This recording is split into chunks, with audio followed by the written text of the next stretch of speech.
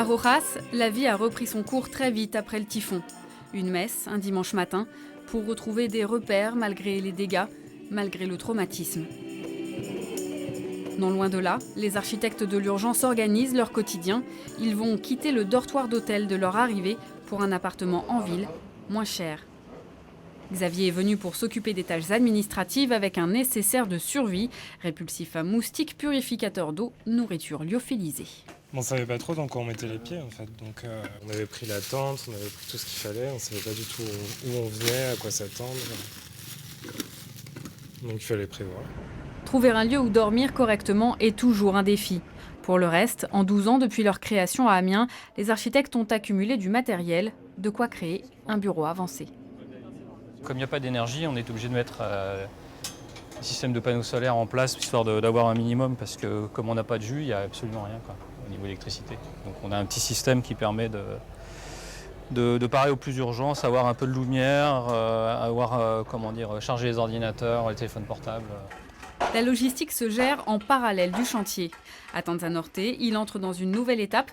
Là où il n'y avait qu'une cloison en bois, Claudie va faire monter un mur résistant au typhon et au tremblement de terre. C'est possible ici de prendre cette pièce, de la mettre comme ça, de la plier comme ça, et celle-ci comme ça. À chaque fois, elle doit expliquer et s'adapter.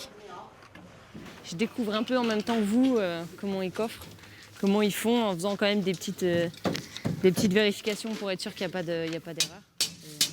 Et voilà. Et après, ça reste du béton. Pour Patrick, justement, la qualité du béton est l'une des causes de la gravité de la catastrophe. Même des bâtiments d'ampleur, comme ce hangar, seraient mal réalisés. Ce qui vient d'ici, par exemple, c'est pas normal qu'on trouve des morceaux de béton comme ça, quoi. Là, ça c'est de l'air, ça. Plus il y a d'air, forcément, c'est pas résistant, quoi. Donc, et quand je fais ça, paf, ça se pète. Et ça, c'est pas normal. Normalement, un béton, il doit pas casser entre mes deux doigts.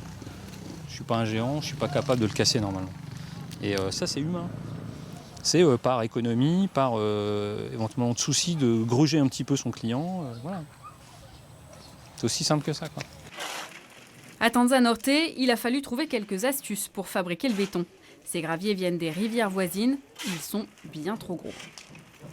On a fait un tamis avec des mailles de 2,5 cm par 2,5 cm, ce qui permet de venir retirer en fait, les gros cailloux comme ça qui n'ont rien à faire dans le béton. Et ça, c'est en gros le meilleur gravier qu'ils ont ici. Donc après, c'est un peu comme toujours, il n'y a pas de sac en dessous. C'est un peu comme tout. Ah ok, il va préfaire le truc. Je pense qu'il est en train de préparer le truc, ce qui est plus optimum. Et donc après, il suffira qu'il charge en fait à la pelle ce qui est en dessous dans le sac.